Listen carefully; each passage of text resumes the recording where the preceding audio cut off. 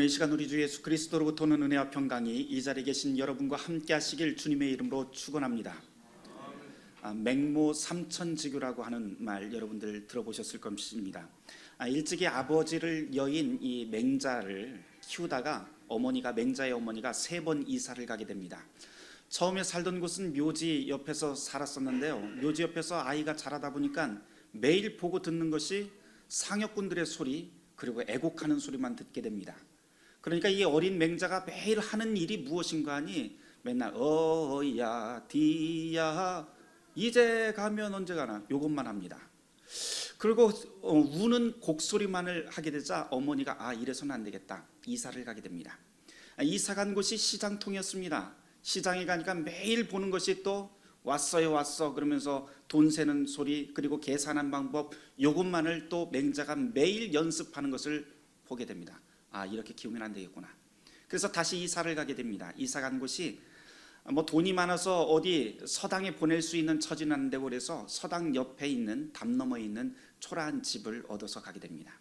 그곳에 있다 보니까 담 너머로 들리는 사서삼경 소리가 계속해서 들리고, 이 맹자는 서당에 다니지 못했지만 그 사서삼경 소리, 담 너머로 들리는 그 소리를 듣고 어렸을 때부터 자라게 됩니다. 결국 후에 이 소리를 듣고 자란 이 맹자는 나중에 중국의 최고의 위대한 사상가가 되는 가장 기초가 됩니다.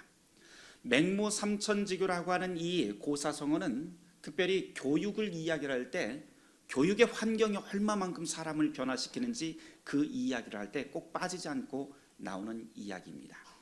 환경 중요하죠. 어디서 사느냐 중요합니다. 그런데 이 맹모 삼천지교에 나오는 이 이야기 속에서는 어디서 사느냐보다도 더 중요한 이야기가 숨겨져 있습니다.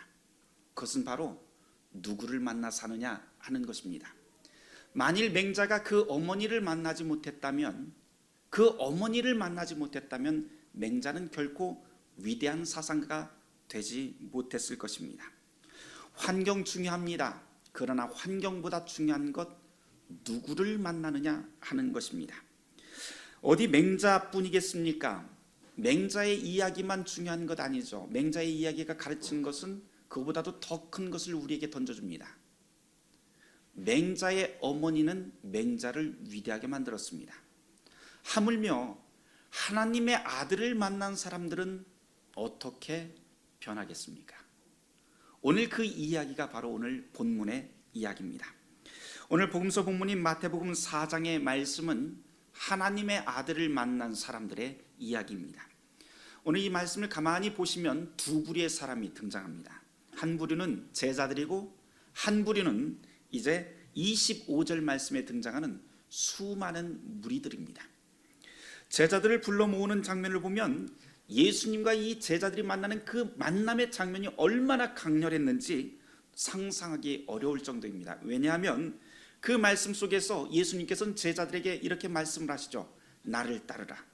나를 따르라. 그 한마디를 듣고 이 제자들은, 베드로와 안드레 그리고 세베대의 아들들은 자기가 가지고 있었던 가장 중요한 그물과 배를 버려두고, 가족을 버려두고 예수를 따르게 됩니다. 제자들만 그렇게 뒤를 따랐을까요? 성경에서는 제자들만 뒤를 그렇게 따랐다고 하지만 사실 제 생각에는 아마도 25절에 나오는 예수의 뒤를 따라간 수많은 무리들도 그 중에서 많은 사람들이 그렇게 자기의 소유를 다 내려놓고 따랐을 것 같습니다. 이들 모두 다 하나님의 아들을 만났습니다. 그리고 그분의 뒤를 따르게 됩니다. 그런데 성경을 쭉 읽어보면 모두가 다 해피엔딩으로 끝나지 않습니다. 모두 다 예수님을 따랐지만 성경 전체를 보게 되면 그들의 끝은 판이하게 다릅니다. 제자들은 예수님을 따라가서 마지막에 생명도 다 내려놓고 순교를 하게 되지만, 예수님을 따랐던 수많은 사람들 중에 대부분은 그 십자가를 예수님께서 지고 계실 때 그 자리에서 예수님께 침을 뱉고 조롱하는 사람들로 변하게 됩니다. 여기서 한 가지 우리는 생각해 봐야 됩니다. 도대체 무엇이 예수를 만났을 때 그 자기 모든 소유를 버리게 했고, 도대체 무슨 일이 있었기에 이렇게 그들의 끝이 달랐을까 하는 것입니다. 저는 하나님의 아들을 만나는 사건, 예수를 만난다는 것, 그것은 일종의 열병이라고 생각을 합니다. 아이들이 열병을 앓고 있는 것과 비슷한 것 같아요. 아이들을 키우다 보면, 저도 옛날에는 몰랐는데 아이들을 키우다 보니까 아이가 병에 꼭 걸리게 됩니다. 열병을 앓게 되는 때가 있는데, 그때 보면 아주 특이한 증상 한 가지가 있습니다. 몸은 펄펄 끓습니다. 머리도 뜨끈뜨끈합니다. 그런데 손과 발은 냉랭합니다. 온몸이 다 불덩인데 손발은 냉골일 경우를 보게 됩니다. 이 온도차가 심한 이 상황이 계속되면요, 너무 오래되면 정말 위험한 상황이 오게 됩니다. 그런데 불행이자 다행인 것은 이 열병은 반드시 이 열은 떨어지게 되어 있다는 것입니다. 그리고 그 떨어진 때 가만히 보면 가슴에서 그 뜨거웠던 그 열기가, 그리고 머리에서 뜨거웠던 열기가 다 퍼져서 손과 발까지 따끈따끈한 그 상태로 변하게 됩니다. 그때가 되면 이제 열병은 끝났다라고 하는 신호로 받아들여도 됩니다. 그런 다음에 아이가 이 열병이 다 끝나고 나면은 아주 특이한 행동을 하기 시작을 합니다. 이전에는 전혀 보지 못했던 뭔가 똘똘한 행동을 하기 시작합니다. 그래서 어른들이 이야기를 하죠. 아이가 아프면 꼭 아픈 다음에 뭐를 한다고 그래요?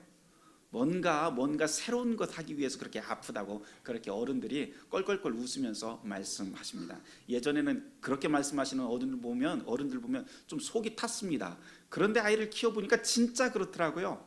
열병이 있은 다음에 아이는 분명히 무언가 새로운 일을 하게 됩니다. 똘똘해지죠. 제가 갑자기 이 아이들의 열병 이야기를 하는 이유가 있습니다. 그것은 바로 오늘 복음서 본문에 등장하는 예수님을 따르는 이 두 부류 모두가 다 열병을 앓고 있었기 때문입니다. 그런데 똑같이 열병을 앓고 있지만 열이 떨어지는 과정은 다릅니다. 하나님의 아들을 만나게 되면 누구나 다 뜨거운 열병을 앓게 됩니다. 그래서 예수님의 뒤를 따라가게 됩니다. 자기가 가진 모든 소유를 다 내려놓고 따라갑니다. 제자들은 자기의 전 재산이었던, 먹고 사는 모든 수단이었던 배와 금을, 가족들을 뒤로 하고 예수를 따랐고, 예수님의 가르침을 받고 치료받은 수많은 사람들이 예수님의 뒤를 따르게 됩니다. 그런데 문제는 여기서부터 시작합니다. 그 열기가, 그 열병이 오래가지 않는다는 것입니다. 막스 베버라고 하는 사회학자가 카리스마의 일상화라고 하는 그 말을 하면서, 유명한 명제를 말하면서 이렇게 말한 적이 있습니다. 종교적인 카리스마는 분명히 존재한다. 그렇지만 그 종교적인 카리스마는 영원하지 않다. 반드시 카리스마가 사라지는 때가 온다. 이렇게 역설했던 것처럼 종교적인 열정, 열병, 예수님과 만났던 그 뜨거운 감정들은 언젠가 반드시 식어가는 때가 오기 마련입니다. 그런데 문제는 이 열병이 식은 후에 가슴을 짚혔던 그 열기가 머리와 손발로 고스란히 옮겨가야 되는데, 그렇지 않은 때 진짜 심각한 문제들이 생기게 됩니다. 우리는 신앙을 말하면서 뜨거운 가슴을 강조하는 경우를 보게 됩니다. 가슴이 뜨거워야 됩니다. 그런데 문제는 그 뜨거운 가슴도 반드시 식는 때가 온다는 것이죠. 그렇다고 머리만 종교적인 지식으로 가득 찬 사람, 그것도 비정상입니다. 제가 좋아하는 헬무트 틸리케라고 하는 분은 신학자들을 위한 연습이라고 하는 책에서 이렇게 말씀한 적이 있습니다. 비록 사상적으로 순수하고 정통적이며 루터처럼 뛰어난 지식을 소유하고 있다 하더라도 영적인 인간이 되기를 중지하는 사람은 자동적으로 그릇된 신학을 수행하게 된다, 이런 말을 합니다. 아주 쉽게 이야기를 하면 머리만 가득 차서 입만 살아있는 사람은 종교학자이지 그 사람은 신앙인이 아니다 라고 하는 말입니다. 그렇다면 여러분, 가슴과 머리 둘 중에서 어떤 것을 택하는 것이 바른 신앙일까요? 과학과 신학의 학문적 원리에 관심을 가졌던 자우터라고 하는 학자가 있습니다. 그 사람이 이런 말을 한 적이 있습니다. 만약 신앙의 확신과 신학적 지식 가운데 무엇 하나 선택하려고 한다면 결국은 둘 다 잃어버리게 될 것이다. 쉽게 이야기하면 이렇습니다. 가슴에 뜨거운 열정, 그리고 머리에 들어있는 이 지식이라고 하는 것, 하나님을 아는 지식이라고 하는 것은 뗄래야 뗄 수 없는 불가분의 관계라고 하는 것을 역설한 것입니다. 예수님을 만나게 되면 열병을 앓게 됩니다. 그런데 그 가슴의 열기가 머리로 그리고 손과 발로 옮겨가야 정상입니다. 그래서 온몸이 데워지고, 그리고 그것이 온몸이 데워진 상태에서 세상 속으로 나가서 예수님의 사랑과 그 온기를 전할 때 그것을 보고 우리는 저것이야말로 바른 신앙이구나 이렇게 말하게 됩니다. 어떤 사람들은 가슴만 뜨겁습니다. 그리고 어떤 사람들은 봉사만 열심히 해서 손과 발만 뜨겁습니다. 또 어떤 사람들은 아는 것만 많아서 머리와 입만 뜨거운 분들 보게 됩니다. 어느 한 곳만 온기가 돌고 있다면 반드시 다른 곳으로 그 온기를 돌려야 됩니다. 그렇지 않으면 자기도 모르는 새 십자가의 예수에게 돌을 던지고 침을 뱉는 그 자리에 서게 될지도 모릅니다. 오늘 우리는 창립 47주년 기념 주일로 예배합니다. 또한 이제 설교가 끝나고 난 다음에 우리는 직분자들이 들고 나가는 그러한 시간을 함께 나누게 될 겁니다. 모든 성도들뿐만 아니라 오늘 특별히 취임하시는 권사님들에게 권면할 것이 바로 이것입니다. 어느 한 군데만 뜨겁지 마십시오. 어느 한 군데만 뜨겁지 마십시오. 그 뜨거움이 바로 가슴에서 머리로 손발로 옮겨지지 못하는 그 순간 잘못하면 십자가와 교회를 대적하는 그 자리에 서게 될지도 모릅니다. 부디 바라기는 오늘 취임하시는 권사님뿐만 아니라 이 자리에 있는 모든 성도 여러분들이 가슴, 머리, 손과 발이 모두 다 따뜻하게 데워지시는 성도 여러분들 되시길 주님의 이름으로 축원합니다. 한 가지 더 말씀드리고 오늘 짧게 말씀을 마치려고 합니다. 예수님을 만난 사람들 중에 어떤 사람들은 자기의 생명을 내려놓고 순교하기까지 따르고, 어떤 사람들은 각기 제 갈 길로 돌아가게 됩니다. 여기는 아주 결정적인 이유가 있기 때문이죠. 그것은 바로 천국의 문이 좁기 때문입니다. 그래서 예수님은 제자들을 부르고 그런 다음에 당신을 따르는 많은 무리들을 데리고 따르는 모든 사람들을 데리고 곧장 하신 일이 무엇인가 하니 산 위로 올라가서 천국이란 이런 것이다 하면서 가르쳐 주십니다. 산 위에서 가르치는 그 천국 복음이 오늘 우리가 마태복음 복음서의 본문으로 읽은 그 다음부터 시작하는 마태복음 5장에서부터 7장까지의 산상수훈이라고 하는 예수님의 설교 말씀이 거기서부터 시작합니다. 이 산상설교를 읽어보시면 결론부인 7장에 가보면 7장 13절 13절에 이런 말씀이 등장합니다. 우리 한번 다 같이 찾아서 함께 읽어보도록 하겠습니다. 마태복음 7장 13절 14절 말씀입니다. 같이 읽어보도록 할까요? 같이 읽습니다. 좁은 문으로 들어가라. 멸망으로 인도하는 문은 크고 그 길이 넓어 그리고 들어가는 자가 많고, 생명으로 인도하는 문은 좁고 길이 협착하여 찾는 자가 적음이라. 한 절도 찾아서 같이 읽어보도록 합니다.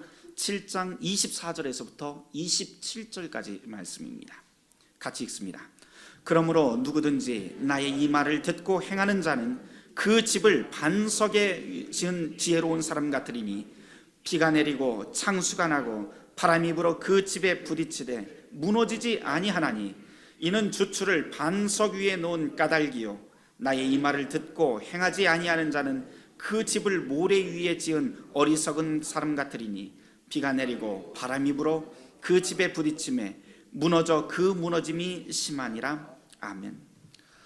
사랑하는 성도 여러분, 우리는 하나님의 아들 예수 그리스도를 만난 사람입니다. 그리고 그분을 따른다고 작정하고 따라가는 사람들입니다. 우리는 이제 47이 되었습니다. 아직도 가슴만 뜨겁습니까? 아니면 가슴은 다 식어버리고 머리만 무겁게 채웠습니까? 바라기는 좁은 문이라도 주저하지 않고 들어가는 용기 있는 가슴, 복음의 지식으로 무장된 머리, 그리고 예수님이 하셨듯이 가난하고 연약한 자들의 따뜻한 손과 발이 되어주는 성숙한 예수 따르미들이 되시길 주님의 이름으로 축원합니다. 바로 우리 중앙루터교회가 이제는 천국의 세상 속에서 천국이 바로 여기에 있다 보여주는 천국의 모델 하우스가 되시길 주님의 이름으로 다시 한번 축원합니다. 모든 지각에 뛰어난 하나님의 평강이 그리스도 예수 안에서 너의 마음과 생각을 지키시리라. 아멘.